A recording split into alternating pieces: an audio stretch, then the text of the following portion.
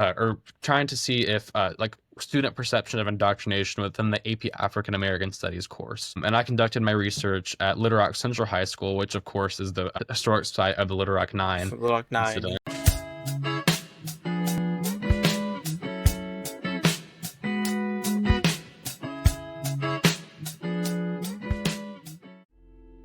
Hello, and welcome back to the Voice for You podcast, where we empower the leaders of today and tomorrow.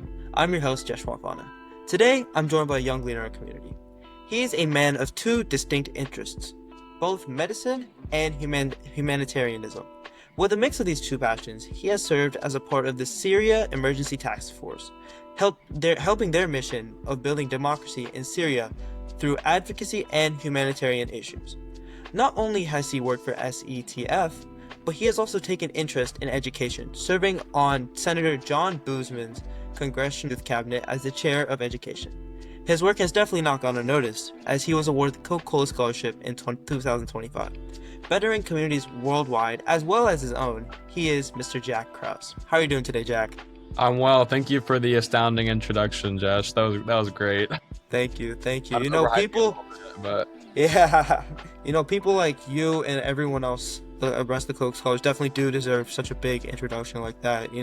Putting passion into the community and being leaders and big role models for all of us throughout the nation. I appreciate that. I know my other Coke Scholar peers also appreciate that. Definitely so many amazing, incredible people who do all sorts of awesome things for their community and some of them across the world. So it's really cool to be a part of that community with such a great concentration of involvement and of drive. So lots of great people for sure. Definitely. Like you said, helping their communities locally and worldwide. Like I said, both which you have been a part of, helping both your own community in Arkansas and nationally, which we will get into. So first off, how are you doing today?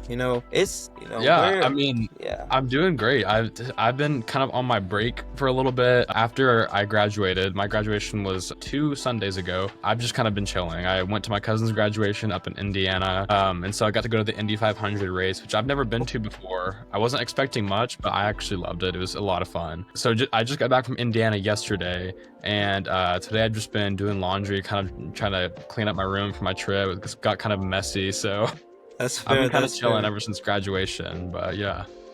First off, congratulations on graduating. That is a big deal for anybody to do that. And second off, you are a senior. Your time, deserve the chance to chill, especially after a hard, long process of, college apps and, senior year. Senior year can be hectic, and for sure, everyone definitely.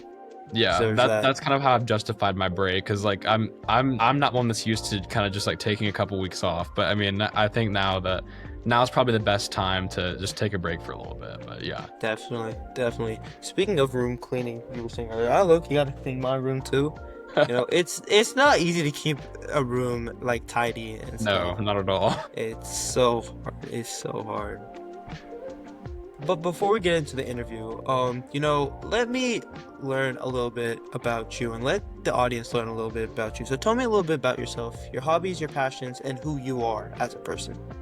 Yeah, I guess I'll start with my like a little bit about like my personal life. I have 2 golden retrievers. They're around, I think they're downstairs somewhere. They're around my house. They like to terrorize the house, make everything dirty, but love them. I love to read, as evidenced by this bookshelf. It goes much lower than what you see on the camera, but I love to read. Currently reading this book called Call Me By Your Name. I've saw it on Goodreads. It has very good reviews. Don't know much about it. But I just recently read Sherry Frankie's, not Frank, I guess Frank, I don't know. It was The 8 Passengers' Daughter. I don't know if you know all of that lore, but book that she wrote. It was very sad, but very good book. Anyway, love to read. I play the piano a little bit. I've kind of gotten out of my groove of playing consistently, just because everything's been so busy.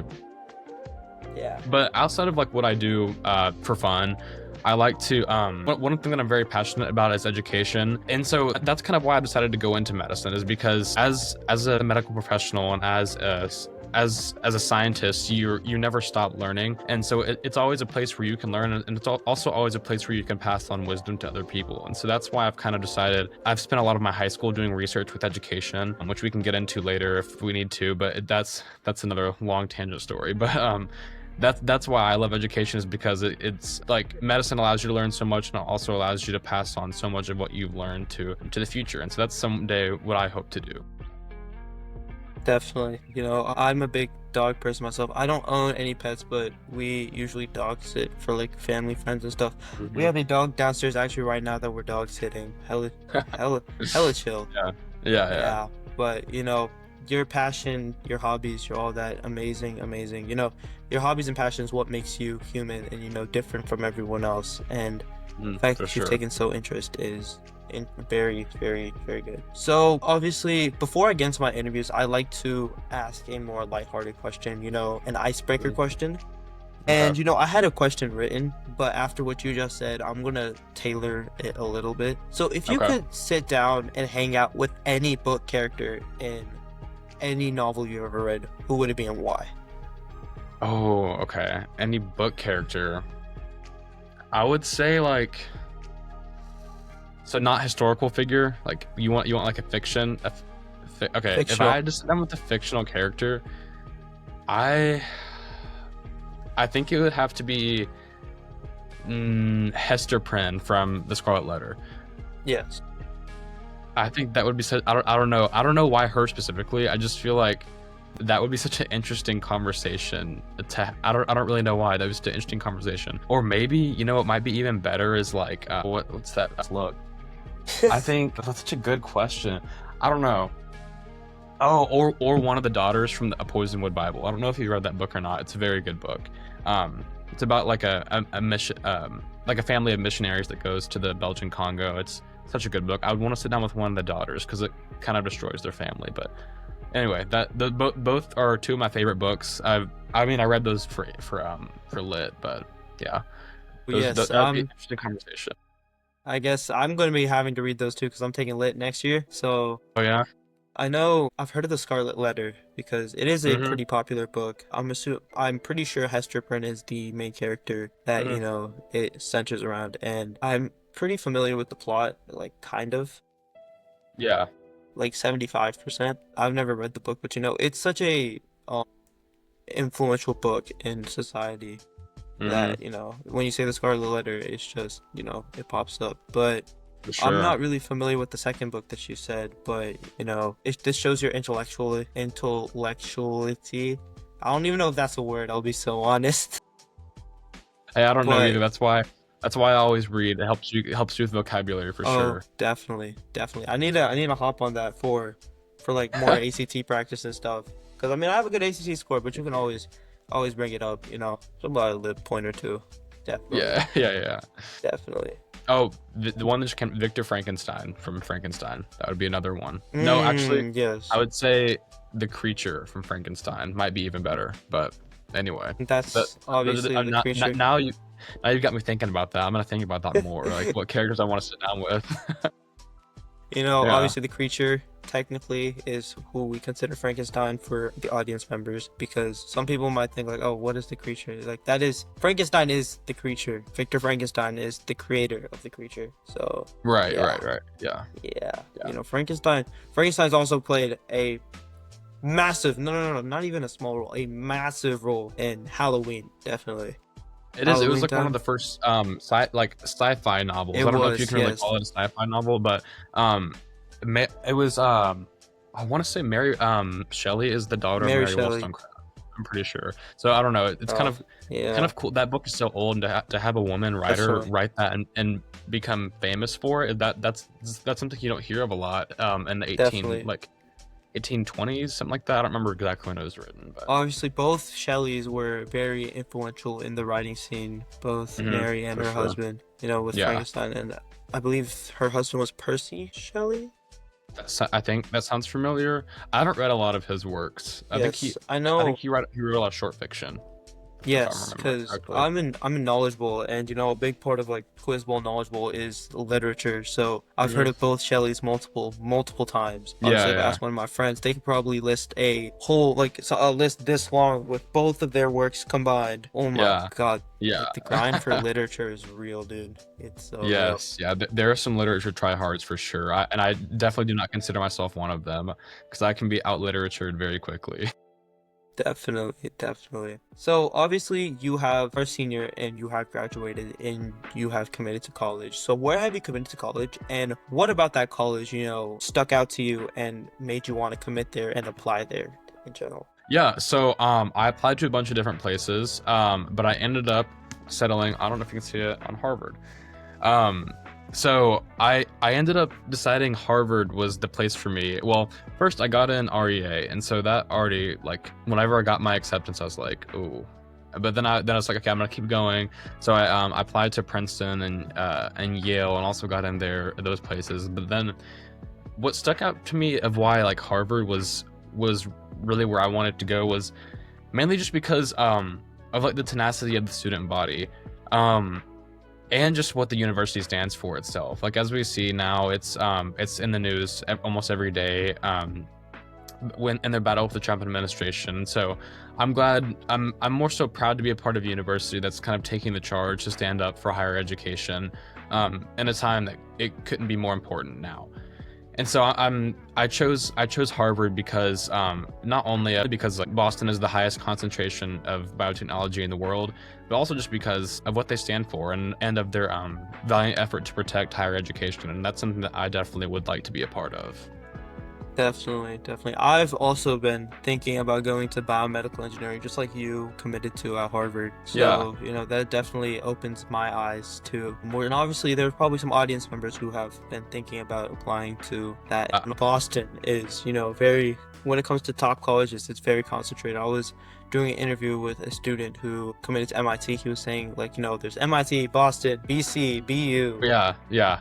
Harvard. Tufts. Yes. It's stacked. So it's also a major city, but it's also a, small town with a good amount of college kids around the area too. Yeah, for sure. So yeah, for sure. definitely. Yeah, and that's kind of what I liked about well, Harvard's technically in Cambridge, and so that's why I kind of liked the area. Is because like I had toured BU and BC, but they didn't really stick out to me. And then I toured Harvard, and I loved it because it's not in the city, but it's close enough to where it's just a walk away if you want to be in the city. And that's another reason why Harvard stuck out to me, is because it's you can kind of get away from like the big city life if you want to, or if you want to be caught up in it, it's only like a walk away. So A walk away, you kind of get yeah. the best of both. Yeah. Definitely. And obviously Harvard is Harvard. Like come on. It's Yeah. probably the most well-known university in the world because of how Yeah. renowned. I mean, you can't. They say you can't send it to Harvard, right? Exactly. Yeah. That's exactly what my dad be saying. He's been definitely pushing me towards applying to Harvard. That's been his dream school. My dream school is Duke University. Duke. But, Okay. I have a yeah, couple friends at Duke. Yeah. Yeah. I might need to get their contacts later. Yeah, for sure. Like, For sure. Yeah. Someone from my high school went to Duke last year, and so yeah, Wes Kleiman. But yeah, Duke is great. I know they have a lot with they do a lot with biotech up there at Duke.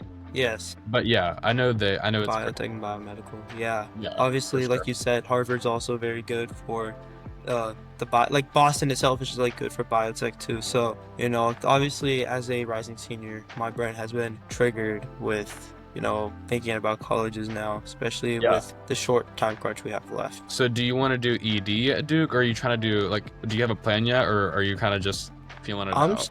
still trying to figure out, because if I do ED and I get in but I don't get any aid or anything, it's going to be mad expensive. And I also have a younger brother too, so I have to think about his future as well too. For sure. So Does Duke do REA or EA, I guess? No, they only do ED. it's all ED, yeah. If it was up to me, if money did not play a role, I would 100%.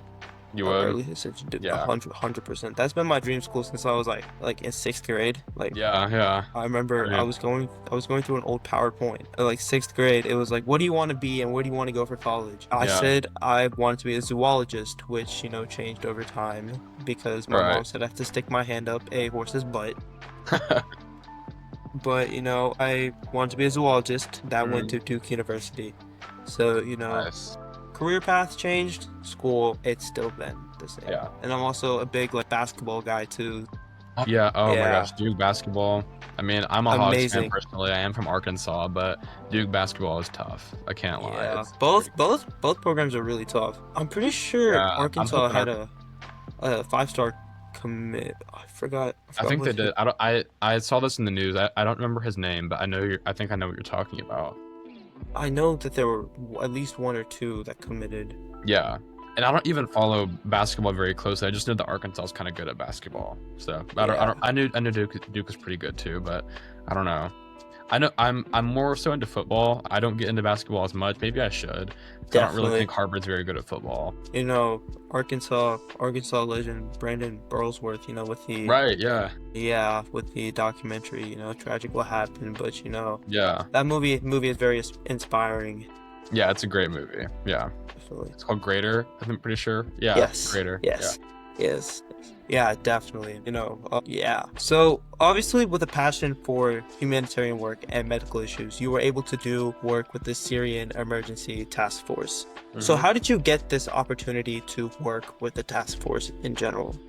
Yeah, so it all boils down to I'm very lucky, but so the founder and the director of humanitarian outreach, which is or the founder is Muaz Mustafa, and then the director of humanitarian outreach there is Natalie Larison. They both graduated from my high school here in Hot Springs, Arkansas, and so I know that it's very random. Like you wouldn't think that they would both come to like a random town in Arkansas, but they were, and so they were doing an event at my school, like some very small like presentation, and so I ended up I was listening to it. I ended up going up and hearing more about what they do with the Syrian Emergency Task Force. And so after hearing about it, this is when I was like 13 or 14. And so I got into it pretty early before it was actually in the midst of like the Assad regime's complete takeover of Damascus and all the other major areas in Syria. And so I got in at a really interesting time, and I was able to kind of do some things in my high school. We created care packages, and we're a part of their Wisdom House Letters of Hope campaign. And I ended up raising awareness. I created a video that was shown in the House of Representatives, which ended up helping to contribute to the passage of what's called the Caesar Bill, which basically it's in summary, it secured crucial like funding and aid resources for displaced Syrians. Anyway, long story short, I got very lucky. I met the right people at the right time, and ever since, I've kind of got to witness the full circle of. I became a part of the organization in the middle of the Assad regime's takeover, and then now, as I'm graduating high school, we see the Assad regime falling, and we see the potential of a new democracy being built in Syria today. And so it's a very full circle moment, and I'm really excited that that's been able to happen, and I'm also really excited to see. I'm very hopeful for a promising future for Syria. Of course, during times of like government shift and just transition, those are always times of vulnerability, and so I'm very hopeful for a better future for Syrians and for the Syrian government. And yeah, so it's been a very full circle experience for me. Definitely. Great people can come from anywhere, even if it's like the big cities like New York City or small towns. Great people if you have something you're passionate about, you can obviously do it, which is a big part of what our show is. So For obviously sure. making the connections with the kids. Both two members of the SETF did come from your school, like you did mention. So Yeah. it's also luck, but it's also passion too. Because, yeah, sure, they were also like located at your high school, but it can always amount to something bigger, definitely. Sure. For sure. So, obviously, a part of the Syrian task force, you were involved for like 5 years, or you've been involved ever since, like you said, 13, 14. Yeah. So, what is your role on the task force in like more depth? So yeah, I'm not certain that I have I wouldn't say that I have like a role other than just being an ambassador for their mission. What I do mainly is I try to help, mainly my work with them has been with doing local aid to help causes in like Rukban or in Damascus, Syria, those are both two big areas.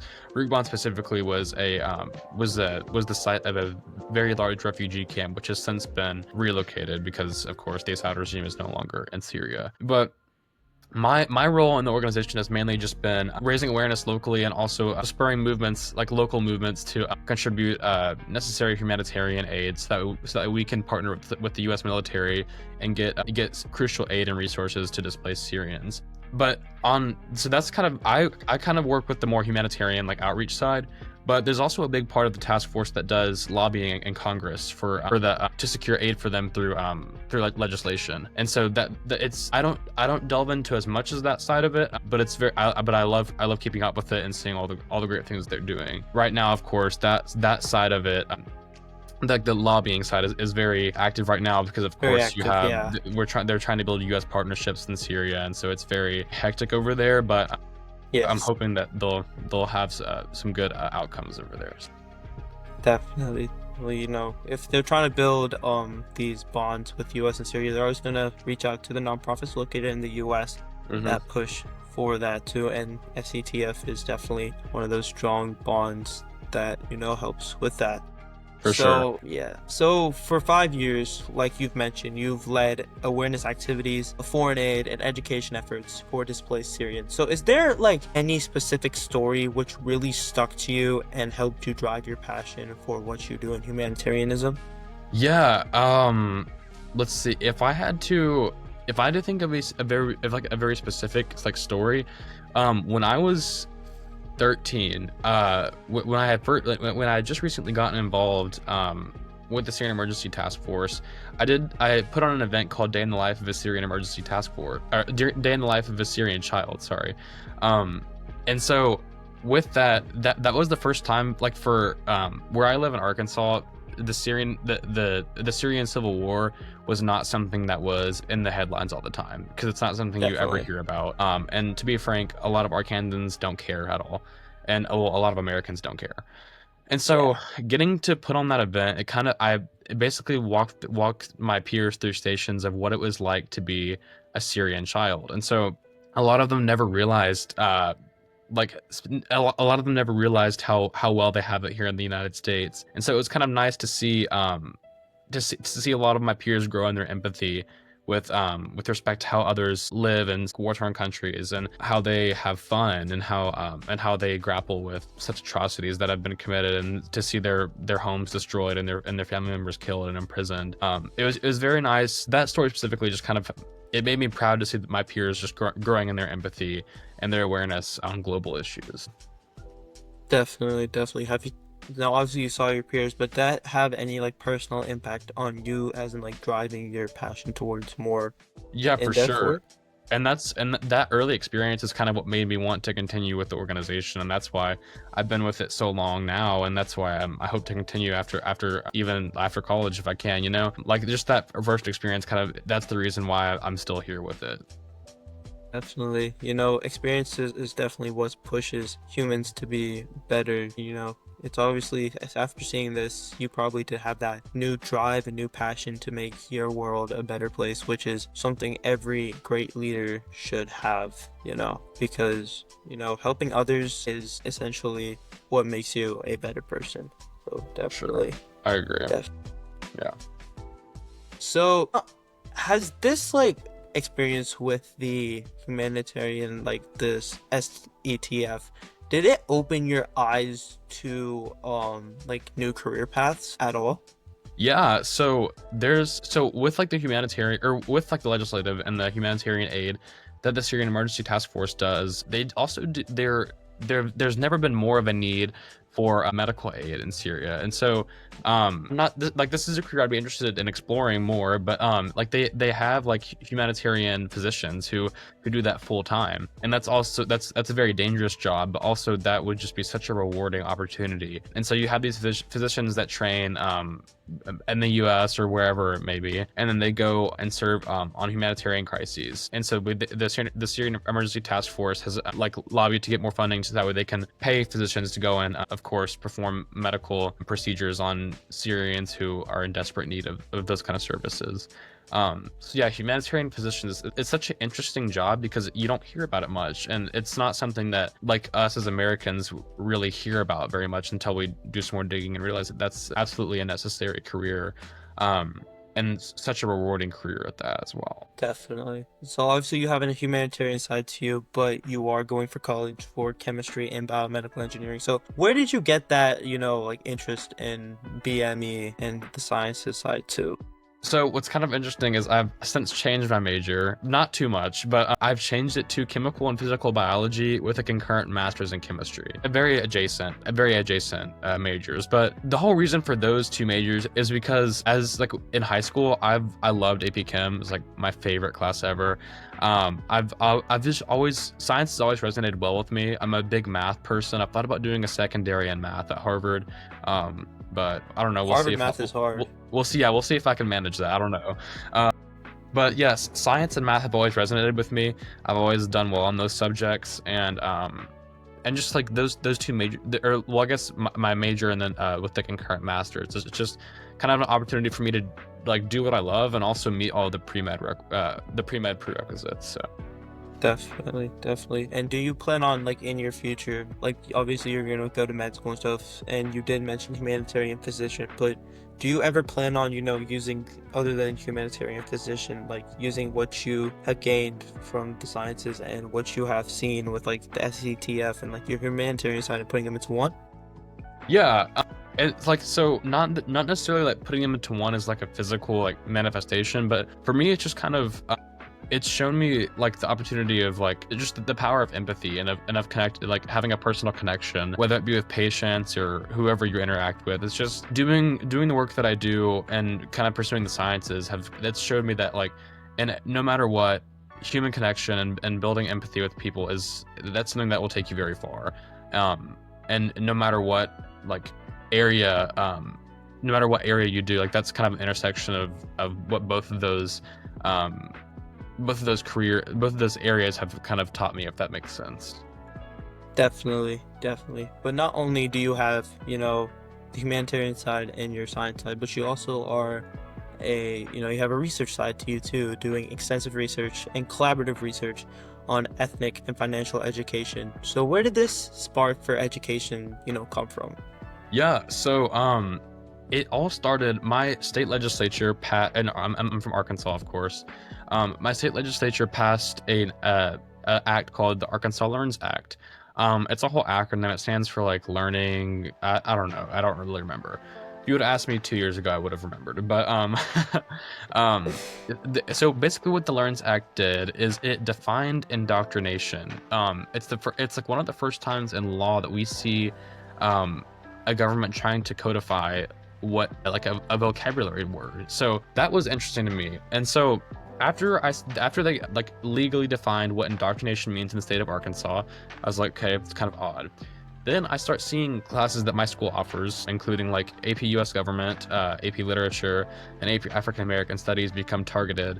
I see those classes become targeted in the news, and eventually it comes to like my school being audited by the Arkansas State or the Arkansas Department of Education for teaching about like the Stonewall riots and for teaching about the fundamental right to marry, which of course part of the AP US government curriculum is Obergefell versus Hodgins, which legalized same-sex marriage. And so whenever I saw a lot of those courses that surrounded me and that I had planned to take, this is when I was in the 10th grade. That's when I kind of got passionate about preserving students' right to higher education in high school. Yes. And so since then, I've then decided to focus in on preserving or trying to see if like student perception of indoctrination within the AP African American Studies course. And I conducted my research at Little Rock Central High School, which of course is the historic site of the Little Rock Nine. Little Rock Nine, incident. yes. You're right. Which is very.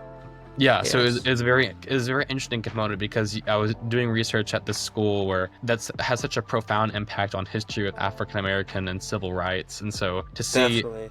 the Arkansas state government trying to minimize that role by limiting students' access to learn about those parts of history is that's something that I kind of wanted to study, and I wanted to see if I wanted to take that legal definition of indoctrination and see if that's how students felt about the content they were learning in classes such as AP African American Studies. But yeah, long story short, that's how I got involved with education, and that's what I did most of my research on in high school.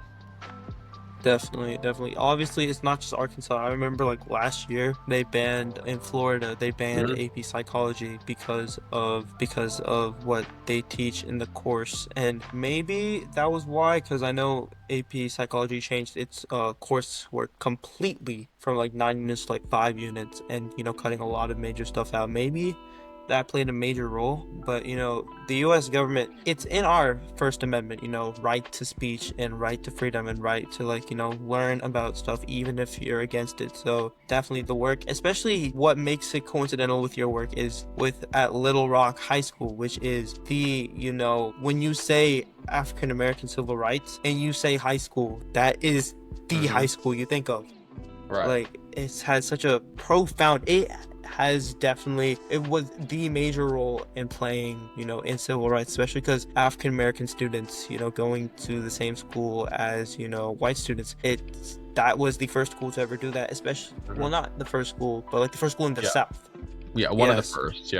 Exactly. And the fact that the government is trying to now squash that down, when in reality they should be proud of the fact that they were the first ones to do it. Like, you get what I'm saying? It is a very interesting intersection, and I'm glad you mentioned Florida, because our Secretary of Education, his name is Jacob Oliva. He's someone whom I personally despise, but he's from Florida. So it just, that when I saw him come in with the new administration, which our governor is Sarah Huckabee Sanders, when I saw him being put in that seat, I kind of got it kind of like crushes your soul a little bit, because it's like you see in Florida them passing the Don't Say Gay bills, and then you see a lot of the coursework like AP Psychology and AP US Government come under attack.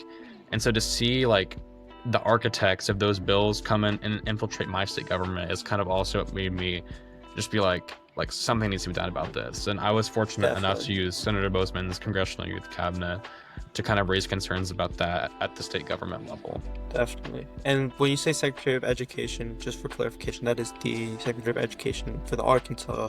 For Arkansas, yes. Arkansas, okay. I mean, Linda McMahon is the secretary now, and yes. Don't get me started on her, but I remember they were talking for the longest time about how they were going to get rid of like the education department and like the national government too for a good bit. I remember that was the talk of the town. Did you hear about that?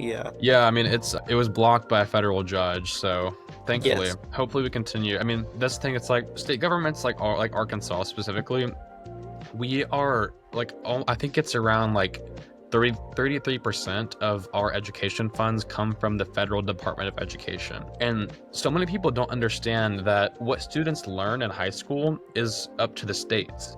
It is not controlled by the federal government. The federal government just gives the money to state governments. That way they can appropriate that towards education. And so when people say, oh, the federal Department of Education is trying to control what students teach, it's actually not. The federal Department of Education, it's the state governments. Yeah, they just give money to the state departments of education. And so exactly, that's like the big problem. And that's why the Trump administration is consistently losing in court, is because states like Arkansas, who our governor wrote an op-ed in Fox News about abolishing the Department of Education, it just doesn't make much sense, because Arkansas needs that money to survive, and the Department of Education will not survive without federal funds. And so that's why you see the Trump administration keeps losing that battle in court, and they'll continue losing all the way up to the Supreme Court. And so definitely.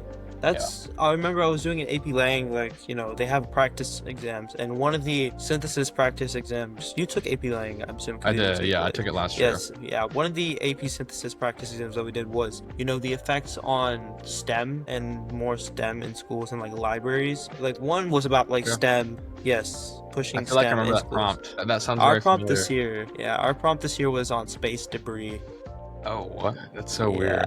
Yeah. Ours is I about thought I did really historical well. buildings, I think, from what I remember. I don't know. It was about like preserving historical buildings. That's what I remember, at least. And then there was another practice prompt that we had about preserving, libraries and having that. And one of the sources that we had was, how much federal money they get into, how much like the libraries and the education department gets for each state. And apparently it's not a lot. A lot of schools, a lot of libraries, a lot of the education department just doesn't have that money to spend on libraries anymore. And libraries are a key to education in general, because of how much, obviously you are a book guy, so you would understand the importance of a library. For sure. Definitely. But not only does library hold books, it's also a great place to study. It is the study place in my town, because my town doesn't have that crazy amount of coffee houses. Yeah, we have Starbucks, we have a couple of coffee places here and there, but When my friends say they're gonna go study, they're going to the library to go mess around. That is basically what they're saying. But but with the less federal spending, on libraries and education itself, it really does take a toll. And it's obviously because of the economic situation that the U.S. is been in. We are $1 trillion in debt. It's really hard to get out of $1 trillion of debt.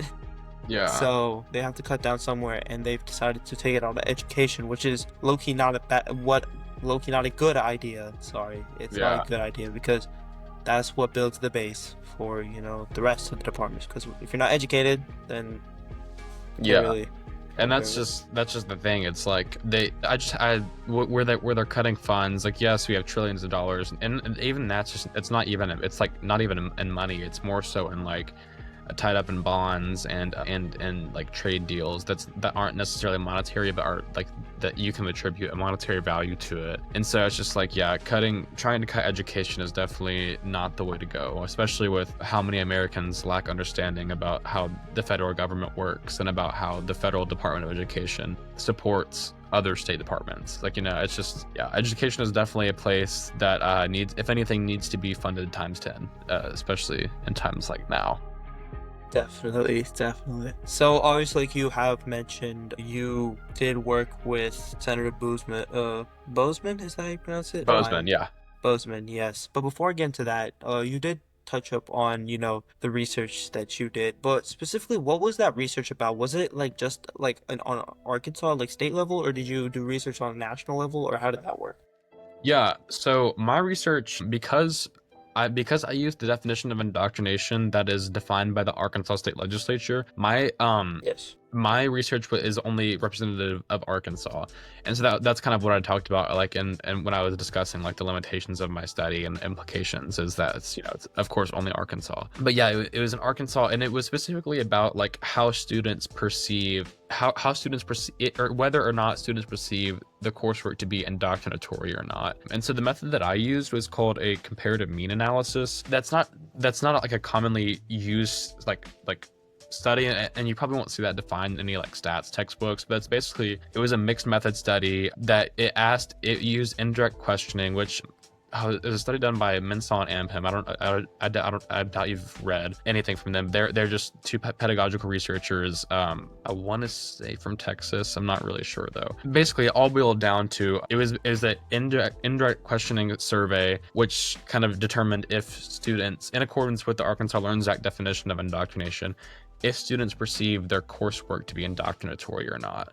And so of course it's hard to ask students, do you think you're being indoctrinated? Because of course they're going to say no.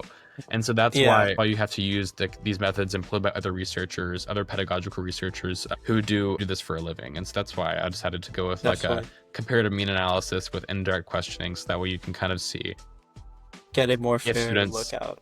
Yeah, if students feel like they're being indoctrinated. And the results of that study came out to a resounding absolutely not, because a lot of the feedback that I got, because it was a mixed method, so some of the qualitative data was just kind of supported that courses like AP African American Studies are just an important component of a well-informed citizenry, which is, as a researcher, you're not really supposed to make assumptions going into it, but that's something that I kind of course have the back of my mind, is that courses like the cultural education courses are such an important part of the American education system. And it was just kind of nice to see that supported academically through numbers and through this research that I had done for an entire year or so.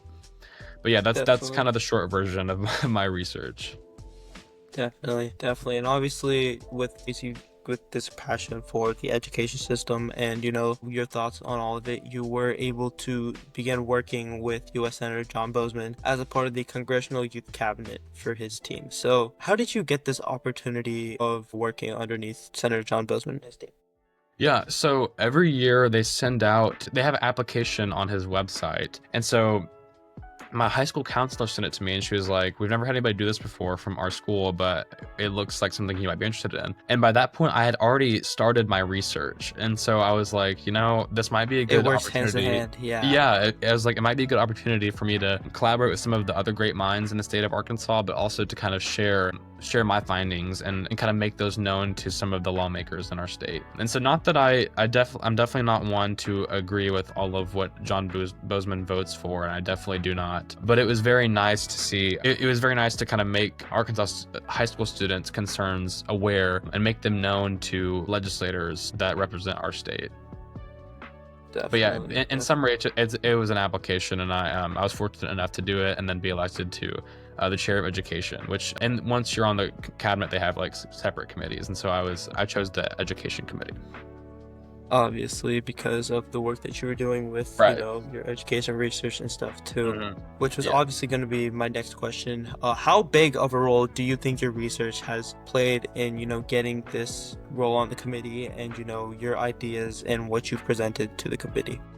Yeah, so so my research, along with other students' research from around the state, it's played a role in how we present like our issues to Senator Bozeman, if that makes sense. Using like whenever we were tasked with like making a legislative recommendation to the senator, we try to do it in a way where it's comprehensive, because like of course when you're proposing legislation, it's not like when we're writing bills and stuff, you don't want to make it so narrow. But my research was definitely like a profound in shaping how we presented like the importance of cultural and diverse educational opportunities and like collegiate level educational opportunities for high school students in Arkansas. And I did and some of the more collaborative research that we did in the cabinet was with financial literacy education in Arkansas. Definitely. Did you, other than you said you mentioned you showed you used those ideas to present to Senator Bozeman, but did you ever present this research that you found to any other organizations or any other teams other than Senator Bozeman? Yeah, so I of course I presented to the school board and the panel at my school. I was in the process of getting published under the International Society of High School Scholars. It's a journal that publishes high school research. But then everything got so busy this summer. That summer after my junior year, I was at Arkansas Governor's School, and so I was kind of just like. And if I was going to publish it, there was going to be a lot that I would have wanted to change about my data analysis, and I didn't have the time going into it. And quite Definitely. frankly, if I would have had the time to go back and make revisions and before starting like the college application process, I absolutely could have seen myself publishing that study. But yes, that first experience with research was wonderful, and that's kind of what's made me love it so much, and that's why I can't wait to get back into it once I get to Harvard. Because I've kind of taken a year off of research, so I'm ready to get back into it. And obviously at a big scale school like Harvard, with like big business, big law, just like especially with law and especially with what's going on with the Trump administration, they're definitely going to be more hammered into the education side now too. So it's a perfect place to pick back up on the research which you did start junior Right. year. Yeah, Definitely, because sure. senior year is obviously about like college apps and getting into Harvard to begin with. Right. All that. So definitely. So with Senator Bozeman, compared to your research, you took on more of a leader role rather than a researcher role. So how were you able to implicate your past research findings into your work as a part of Bozeman's cabinet, and how did that affect? You could take like even before you started your research, your past just like life experience and stuff. How was that experience serving on his cabinet? Yeah, so yeah, you're right. I did take on more of a leadership role in the cabinet. So as the chair of education, I was in charge of kind of directing about how we wanted to make like a legislative recommendation about education, and I was kind of in charge of directing my peers at how we wanted to approach that. And so we picked a couple different facets of education that in Arkansas that were at stake and that were like hot button issues at the time. And of course, like financial literacy in Arkansas has never been great, So that was one of the aspects that we decided to pursue, and then also, of course, the cultural education. But yeah, so my role as the chair, just I was able to direct how we wanted to, I guess, make a legislative recommendation. And so, having done research in secondary education with the Arkansas Learns Act, that kind of inspired me to recommend that route to my peers, and they decided that was that they wanted to go that route too. And so since ever since then, we were just decided to keep going into research, collaborative research with cultural education courses and financial literacy courses, and eventually coming to make a legislative recommendation for the senator. Definitely. So I've interviewed someone else. They've also worked with their senator for their respective state. So did you have like close ties with Senator Bozeman? So how was that like bond between the two of you? Yeah, so I actually did not know him at all. Okay. I didn't Yeah. know him at all beforehand. I just I went in blind, and I'm really glad I did. I made some really great connections across the state. I've got friends and the cabinet that I still keep up with. But yeah, it's been wonderful. But yeah, it's I went in blind, and then here we are now. I don't really have a personal relationship with him, but he did send me a letter congratulating me on becoming a Coke Scholar. But that's kind of the last time I've kept up with them. But yeah. You know, at least he knows who you are, and you know he is congratulating you because Coke Scholar is a massive deal, and the fact that you're getting a letter from a U.S. senator congratulating you must mean a whole lot. Oh, well, thank you. Yeah, Definitely. it was nice for sure. Definitely. Well, obviously, like the senator did mention, you were awarded a 25 Coca-Cola Scholarship. So how was that trip to Georgia? And with all these accomplishments, obviously, how was this process to you? And how was that experience, you know, going to Georgia and meeting 149 other Coca-Cola Scholars? Yeah, so when I was super excited about it, and when I first got there, I remember it being kind of intimidating because you're in a room with 150 of the greatest minds in the country, and so being there, it's kind of just like you feel kind of small. But as the week went on, and you met more of them, it was really nice to hear about all of the incredible work that everybody's done, and so it made you being there, it makes you feel a little bit small, but at the same time you realize how much your individual work contributes to society at large. And so it was super cool to hear about the research and the projects that some of my other Coke Scholar peers were taking on, and hearing about those impacts. And so as the week went on, we were able to build really close relationships, and even now, like going into Harvard, some of my closest friends are Coke Scholars, and that's and I'm really grateful for that, because like going to Harvard's I guess not really orientation, but admitted students weekend, I had already known there was 30 something Coke Scholars. So Yes. it was really I know. nice kind of knowing, making some really good friends before going into college. And with that, I have friends all over the country. I know a ton of them are at Stanford, MIT, Princeton. You know, I've got from that experience, I've made so many friends, and so I can't speak high enough about the Coke Scholars program. It's really an incredible opportunity. Definitely. I know there's a lot of people from especially this 2025 cycle that have committed to Harvard. Like Yes. a lot of people. So it's really nice to know that, you know, you're going to a situation where like all of y'all are upcoming freshmen. So it's not like it's like, oh, I'm an upcoming senior, I'm probably not going to see you a lot. You know, y'all are still on the same campus. Y'all are the same class too. So Right. it's good to know that you have, you know, people that you know on the campus, so you don't feel like, you know, left out and, you know, like Yeah. secluded, because you've already made these close bonds. So Yeah, definitely kind of gives you Yeah. a jump start to the college experience, especially going to one of these schools where I think I'm actually the only Arkansas admit at Harvard this year. So it is kind of nice to have like a jump start on some friends and relationships up there. Really? Okay. Well, then that makes you one of however many Arkansas high schoolers there are, you know, one of many. There might be another. I haven't heard of anybody else, and we have a Yes. whole spreadsheet of where everybody's from, and I haven't seen any Arkansans. So unless we're missing somebody, I haven't met another one. I'm hoping there is another one, but I haven't seen anybody yet. But Definitely. You know, this is actually a side question, nothing to do with the interview. Do you ever get triggered if someone calls Arkansas Arkansas? no. No? Honestly, that was it's actually technically illegal in the state constitution. Yes, that's what I've heard. Yes, so it's that's kind what of I've heard. weird. But no. Because that's another thing too, because it is illegal to say Arkansas, which is very, very funny to say the least. Yeah. Yeah. one of our Yeah. archaic laws. We have, I mean, you're not from Arkansas, so you probably haven't read the state constitution, but it is kind of ridiculous. Just like all kinds of, Every state constitution has some crazy stuff in it. for Like sure. Utah, definitely. But coming back onto track, obviously you were named Coca-Cola Scholar. So, in your opinion, why do you believe that you were named a Coca-Cola Scholar?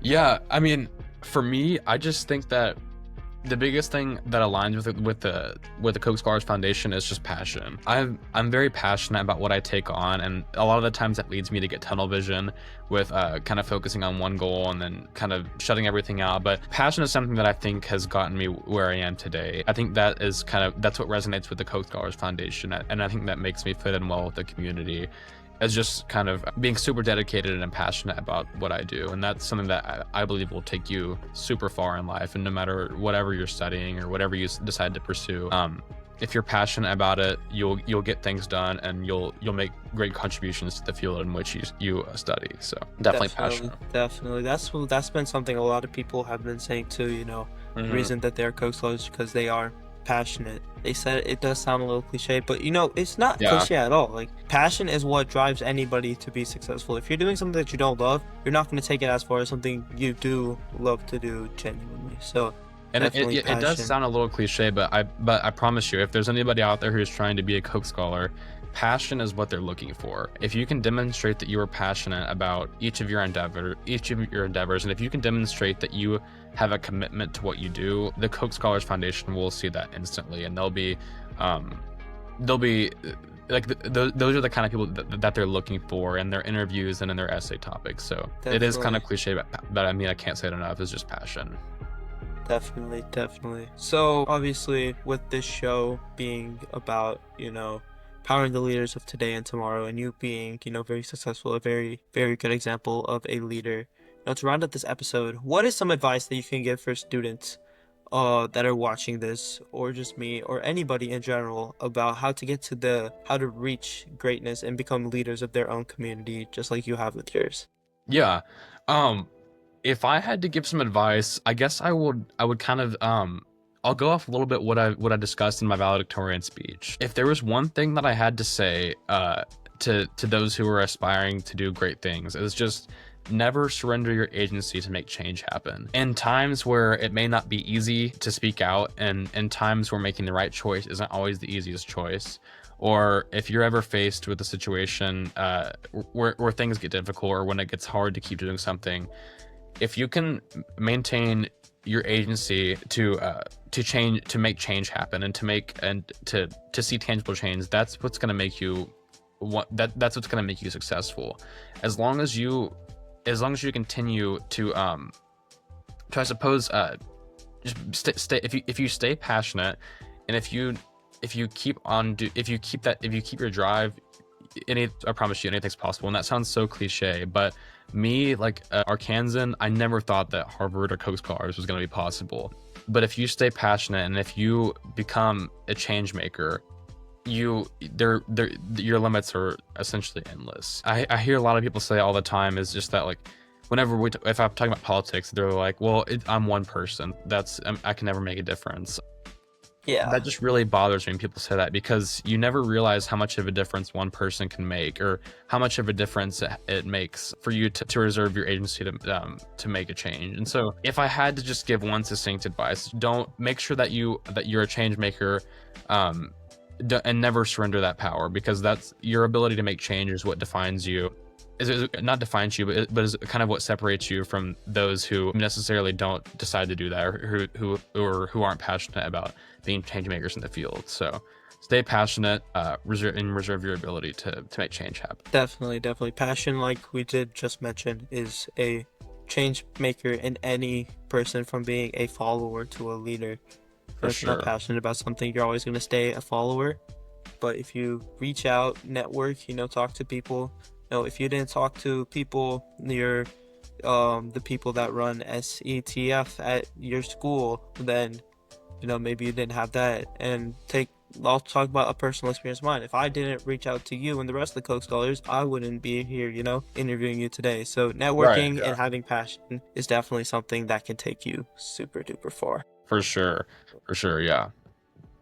Definitely. Well, Thank you so much, Jack, for hopping on the podcast today. It does really mean a lot to me personally. I am a smaller podcaster. Hopefully, as time goes on, it does come something big. But thank you so much for, hopping on the podcast, sharing your words of wisdom to the rest of the world and the audience. And to me personally, you have graduated senior year. It's now my turn to take the reins of, conquering what we call college app season. Yes. But yeah. I had a great time.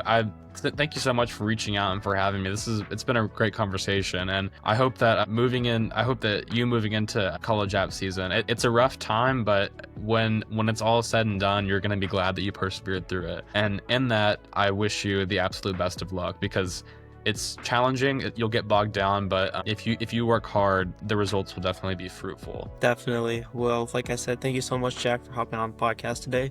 And to the viewers, thank you so much for watching till the very end. Remember to follow us, the Voice for You podcast, on Spotify, Instagram, and YouTube. And once again, I'm your host, Jeshwant Vana, and we will see you next time. Thank you so much. Bye. Thank you, guys.